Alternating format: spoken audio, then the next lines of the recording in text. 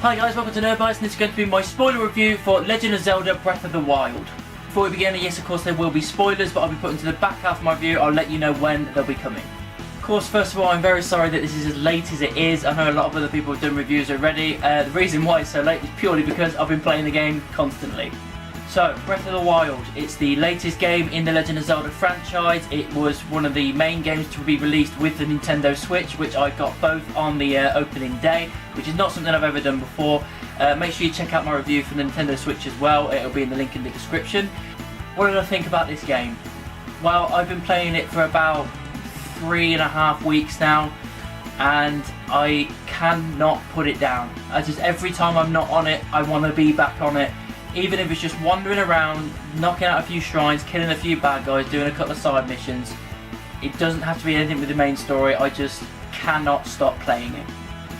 It is, as far as like the graphics, it's not going to be up there as like the GTA kind of realistic graphics, but as far as like the colour and everything, it is just breathtakingly beautiful. Honestly, it looks amazing. The colour palette is brilliant. The artistic style they've gone for with these graphics are second to none. For anybody out there thinking, is it Skyrim for Zelda? Yeah, it pretty much is. It's got that kind of whole Skyrim feel to it. It's out in the open, massive open world. It's a huge map, absolutely monstrous, and you're literally just set off and off you go. You literally given a marker to start with, and that's it. You can go off and do whatever you want, whenever you want. You can attack the bosses at any point, whenever you want to do it, in whatever order you want to do it. You can even go straight for Ganon if you absolutely want to, but obviously I don't advise that because you're not going to do well with a stick and a wooden shield. The game mechanics as well, as far as like the fighting style and using different things, I think again they've just absolutely nailed it. They've crammed so much into this game and it just works absolutely flawlessly. The sword fighting combat is again simple but effective. If you're quick enough, you're able to jump to the side and attack people with a quick strike. You know, you can use your shield, you can use your bow and arrow, your sword. You have loads of different weapons as well. You have swords, spikes, great swords, like trident type stuff and everything. You have loads of different types of shield. You have different types of bows. I think the absolute smorgasbord of weaponry in this is absolutely incredible. It does rival Skyrim quite a lot. There is so much stuff. Of course, there is also so much outfits as well. Different outfits for different temperatures. Again, I think this is an amazing thing they decided to do. If you're in the cold, you have to put warmer clothes on to keep yourself warm. If you're in the hot, you have to make sure you derobe yourself a little bit because otherwise you are going to burn to death. If you're on the like Death Mountain and the volcano, you have to put special armor to keep yourself from burning up. And I just think that is a really awesome layer to be added. The cooking method as well. A lot of people might think this is silly. I think it's brilliant. I think it's really cool that instead of the hearts and everything now you just get by cutting grass, you actually have to forage for meat and hunt for meat and forage for like vegetables and fruits and all this kind of stuff. And then you put them together in a pot and cook them up, and they give you special things. They give you health with stamina. They give you health against electricity, against like the heat, the cold, and like different things. And you just got to experiment and try different things. And I just think there's so much choice and so many options it gives you. You could be there for hours just putting loads of different recipes together, just so you've got a better chance of fighting against other villains. As far as the storyline goes, I mean, I won't go into spoilers. I'm going to do spoilers in a minute. You don't get that much of a guidance as far as the storyline's concerned. You appear and then off you go. There's no, you know, you just wake up and get going. There is no like a thing that starts you off or gives you a backstory or roughly any characters or anything like that. Literally wake up, Link's off and running. And for once I actually think that's a pretty cool thing because you figure it out as you go along. Going into spoiler territory now, so make sure that you go to the end of my review if you don't want to know any spoilers and find out my final verdict. Otherwise, it's spoiler time. You have been warned. The 4 bosses. There is only 4. That sounds like there's not a lot, but considering the amount of shrines there are, there's over 100 shrines. I think it's 120 in total. It breaks up all the puzzles and little things like that into manageable pieces all over the map, and it gives you a chance to search for them, which they give you orbs, which eventually gives you heart containers or stamina containers. But the main bosses, there is only 4, and they're divine beasts. They're actually, if you see some of them in the trailer, they are actually the temples themselves. They've been taken over by Ganon, and you have to go and free them. They've killed certain champions that you know, a Zora champion, a Goron champion, a Gerudo champion, and the bird one as well, which I've totally forgotten. Rito, that's it, Rito. And they've been killed by these bosses, and you have to go and obviously sort the temple out and sort the bosses out, and you can attack them in any order you want to. I went for the water temple one first, the one with the Zoras, and it's the big elephant. And I do advise that you actually go for that one first, purely because you actually get certain skills at the end of each temple, and the one you get there is that you can get an instant revive by the Zora person, the Zora champion. And I think going forward, that is a good thing to have from the get-go, really. Without a doubt, the hardest one was the Garuda one, the camel. I think that was mental. You have to switch all these three like separate areas and they turn and everything, and it was so confusing trying to get to it. And then when you finally get to the boss, he was so hard to beat. Actually had to go away. Again, it's like Skyrim. It's like you don't necessarily able to beat the bad guy straight away. You're going to have to go, right, I can't do this. I'm going to have to go away, find some other things and come back to it. And luckily I was able to do that. We also have another kind of main mission, side mission type thing, which is collecting memories. Obviously you don't remember anything that's happened 100 years ago, and they kind of hammer that home that it's been 100 years, quite a lot. But you have to use these pictures that Zelda has given you via Impa, and you have to go around and find all these pictures on the land, and then you'll get a memory back and you'll get a cutscene and everything. It all comes together. I quite enjoyed that one actually, because it gives you a chance to explore and try and find different things that you haven't seen before, and I think that's really cool. And the fact you get a cutscene at the end of each triumph is a pretty cool thing, and it adds to something at the very end of the game. As far as the actual temples overall are concerned, I think they were very inventive, very different as well. They weren't like your standard temple where you're halfway through, you get a weapon and off you go again, and through the other half or something like that. And it wasn't actually a proper like fire temple or a water temple. It was these 4 beasts, and I just think it was quite inventive. You know, it was a little bit times where I think, oh, I could do with a fire temple here or something like that, but I still quite enjoyed them. They had loads of puzzles to solve, you really had to think and everything, and it was just classic Zelda. In horses as well, you can get horses. Obviously certain ones are stronger than others, and then you can register them and use them. There is a way of getting Zelda's horse, I think there's a way of getting Ganon's horse, and there is a way of getting Epona, but I found out that I think that's just the Ambio.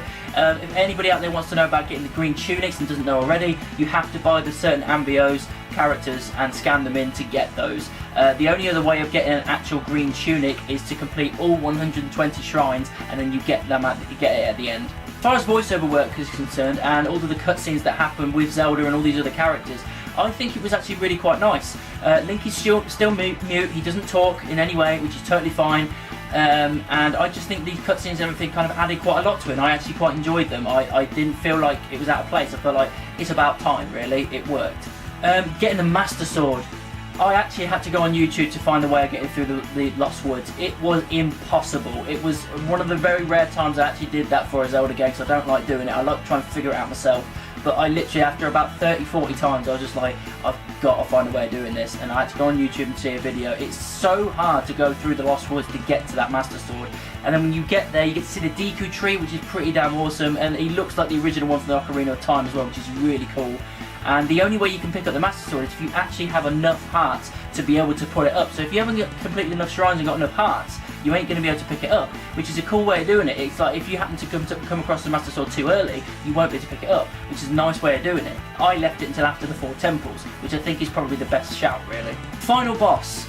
Calamity Ganon. He's looming the entire time. You've got all these guardians running around destroying you, and they're really quite hard to beat unless you've got the ancient arrows where you can kill them in one hit, which is a pretty awesome idea. Calamity Ganon is there at the castle the entire time. Attacking the castle can be quite difficult. I would suggest going on the right side of the castle, not the left. It's easier to get through and work your way through. There's literally like guardians everywhere. Calamity Ganon at the end, pretty awesome boss. He's kind of like this massive spider type thing, and it's really cool. But obviously if you defeat the 4 temples, they'll charge him with like his beams and cut his health down to half, makes it a lot easier. And then you have to fight him again, this massive dark beast out on the plains with light arrows that you get given, and obviously fighting on your horse, and you have to fire at the position points all over his body until he's dead. The whole thing was absolutely awesome, to be honest. It was a really cool finale, and as I said before, if you actually complete all the memories, you get an extra scene at the end of the credits of the game, which is pretty cool. Negatives. I'm probably just nitpicking here, to be perfectly honest. One of the things I think is the fact that Calamity Ganon has no lines whatsoever. There are no lines for Ganon, there is no real character building, it's just this out of control rage monster that's taking over. There are no lines, and I think it may be just a missed opportunity there, purely because it's the first time using voice acting, so I wanted to hear Ganon talk with his kind of cocky, sure of himself, articulated manner that I've always come to feel that he has with his character. And this, he is literally just a mindless beast, a mindless machine or whatever. So I think that it's nitpicking, but it's a slight minor. The nitpicking thing, the ending. The credits weren't very Zelda-ish kind of thing. They were just the credits going up with just little images that pop up, rather than just having this big cinematic thing that they seem to do quite a lot. They didn't really have that, but again, I'm just nitpicking here. I really am just clutching at straws. And then the final scene, although it's a very cool scene and I really quite enjoyed watching it, it didn't really tell us anything except the fact that they're free from Ganon. I just wanted a little bit more of a story, you know what I mean? Just a little bit extra, kind of, you know what I mean? Just something extra from Link, or I don't know, but just something. Right, the final thing, and I've had a few people ask me this, and I've seen a lot of people debating this online and everything with their YouTube channels and websites and whatnot. And one of the main questions is Breath of the Wild better than Ocarina of Time? Is it the best Zelda game we have had to date? And this is just my personal opinion, and my answer is no. No, it's not. It is so close. Honestly, it is an absolutely breathtaking game. There is barely anything wrong with this game. It is so good. Although it's slightly missing something. It's missing that Zelda X factor. There's like a tiny little thing. I can't really put my finger on it. I can't think what it is. I really generally can't think what it is. But there's something missing in Breath in the Wild that Ocarina of Time still has. There's just something. I don't know what it is. It's just that kind of feeling. It could be nostalgia. I don't really know. But I think definitely Breath of the Wild is now my second favourite Zelda game. It's beaten Majora's Mask, which says a lot because I really enjoyed that game as well. But it still hasn't beaten Ocarina of Time for me yet. I don't think there'll ever come a day where a Zelda game will beat it, to be honest. But I could be wrong. But this was so close. Overall, guys, I think Breath of the Wild is an absolute staple in the Nintendo franchise and the Zelda franchise. I think it's an excellent game. The reviews out there with 10 out of 10s, 5 out of 5s do not lie. It's an incredible game. There is barely anything I can really pick apart that's bad about it, apart from the little nitpicky things I've already mentioned. It's everything about it, the game mechanics, the storylines, the open world, the graphics, everything from top to bottom is an absolutely flawless game. There is barely anything wrong with it, and there is no doubt in my mind that I'm definitely giving it 5 stars. So that's what I thought of Legend of Zelda Breath of the Wild. What did you think about it? Let me know down in the comments or send me an email. You can also find me in the various social media, Facebook, Twitter, Instagram and moviepilot.com. Just type in Nerdbytes anywhere and I'm sure you'll find me. Don't forget to like, subscribe and share my videos. And of course, keep it nerdy.